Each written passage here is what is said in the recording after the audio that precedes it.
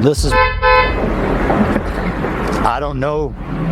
I know they have someone in custody. Yeah, we did. And you know what? I already forgive this person. Already? Already. Wow. God takes care of things. God's going to take care of me. God's going to take care of my family. Vitaly, you the Filipino people, we you too.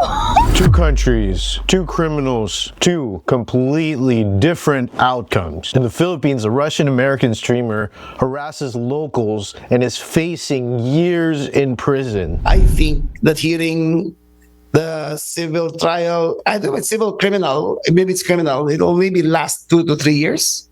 Oh. Then the minimum charge, I think, will be 5 years per guilty verdict. Currently, he's still in detention, packed like sardines in a cell that's 500% overcrowded. With a justice system so backlogged, he's looking at 2 to 3 years in detention just to wait for trial. While here in America, a teen who's another student to death walks free on bail with hundreds of thousands of dollars in his pocket. What does it say about our society when the Philippines shows more backbone protecting its citizens from disrespect than America does protecting its children from?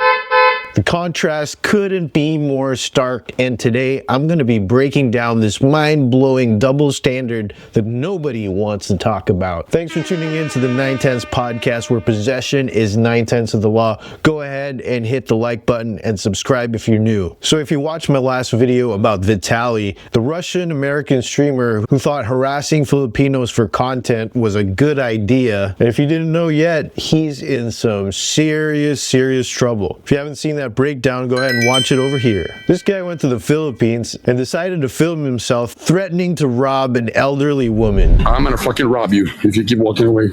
Stealing a security guard's hat and trying to grab another security guard's. Real classy behavior, right? Well, the Philippines wasn't having any of it. And get this, the trial could take 2 to 3 years to complete. That's not the sentence. That's just waiting for the verdict. If found guilty, he's looking at a minimum of 5 years per charge. Hindi po namin siya i-deport. Mananagot siya sa batas dito sa Pilipinas. Even the president of the Philippines, Ferdinand Marcos Jr., that's right, the son of Imelda Marcos herself, recently made a reaction video of himself watching the antics of Vitaly. I'm gonna fucking rob you. Hindi naman Pilipino, pwede ko mamurahin.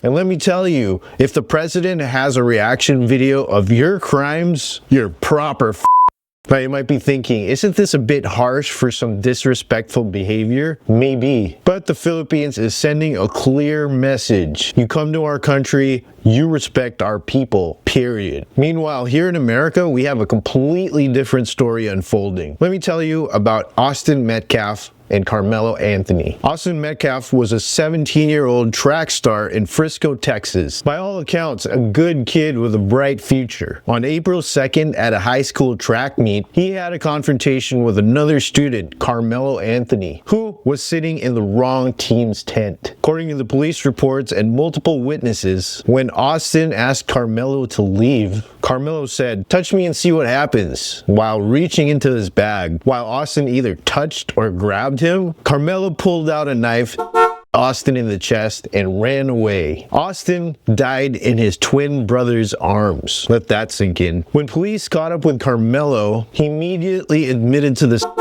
but asked if he could claim self-defense. This, despite the fact that he brought a knife to the track meet, he was in the wrong tent, and he had multiple opportunities to walk away. And come on, people, who the hell people in the chest when somebody touches them? Is that like a normal thing? Now, here's where it absolutely gets insane, y'all. Karmello was initially held on a $1 million bond. But guess what happened this week? A judge reduced his bond to just $250,000, allowing him to walk free with an ankle monitor. And get this, his family raised nearly $500,000 through online donations already. Of Karmello, they just hired a new lawyer. They raised over $400,000 for this criminal kid who somebody in the name of self-defense. It wasn't self-defense. If it was self-defense, he would have brought a knife to the track meet. He would have maybe fought. You could have left because you were in somebody else's spot. A lot of things you could have did besides people. And as a parent, I guess now what you can tell your child is that if somebody touches you, your shoulder, you can them, right? Because that's self-defense. So if people walk up to you and they say something to you on the street, they maybe put their hands on you, then kill them. It's just murder, right? We don't, it doesn't matter. Especially if they're white. If I'm black, I have the right to be because of slavery. And that's what we're telling our young people. That's what we're telling kids in our community, that violence is okay, but look at our music, look at our way of life as African-American people. It's sad. The family of the alleged killer has raised more money than the family of the actual victim. So to recap, in the Philippines, a guy who stole a hat and made threats is facing years in prison, not allowed bail, and is still rotting in detention. In America, a teen who another student to death is walking free with hundreds of $1,000s in his pocket. Now, I know what some of y'all are thinking. Is this about race? Well, let's address the elephant in the room, shall we? Karmello Anthony is black. Austin Metcalf was white. And yes, there are people online explicitly defending Karmello just because of his race. To the black people who are saying that when Karmello Anthony killed Austin Metcalf, Austin got what he deserved, what are we doing? Okay, would you say the same thing if that was a white kid who killed a black kid? It's tragic that neither of these young men had learned better conflict resolution skills. And let's be honest, on the scale of physical aggression, Austin was a 3. Karmello was a 10. Karmello went to a track meet with a knife. Karmello went to the wrong tent with a knife. Karmello chose to stay in that tent after being asked to leave. Karmello chose to use a weapon on an unarmed human. This shouldn't be complicated. It also shouldn't be racial, but it's getting treated that way. I see black people leaping to the defense of Karmello with their words and their dollars. People donating to Karmello, would you do the same if he killed another black kid? What if a white kid had killed a black kid?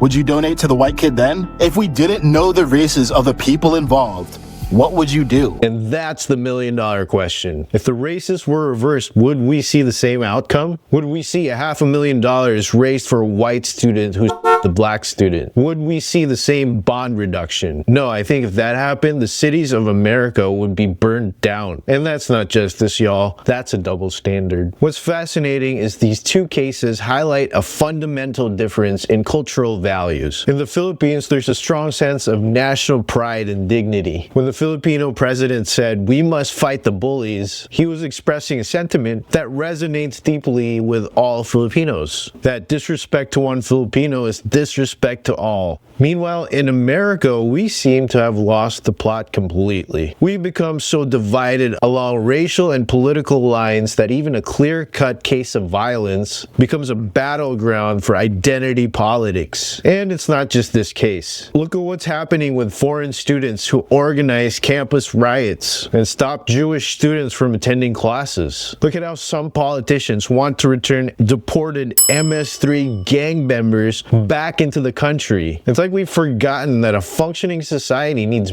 boundaries and consequences. The Philippines understands this. They're saying, you come to our country, you follow our rules, you respect our people. Why in the hell can't the USA do the same? So what's the takeaway here? Is the Philippines too harsh or is America too lenient? I think the right answer should be somewhere in the middle. The Philippines might be extreme in its punishment. Years in prison for disrespectful behavior is certainly severe. But at least they're sending a clear message that actions have consequences. America, on the other hand, seems to have lost it completely, y'all. When we allow someone to walk free after they take a life while their family profits from the tragedy, we're sending a message that some lives matter more than others, depending on who took them. Austin's father said something really incredible. I don't know.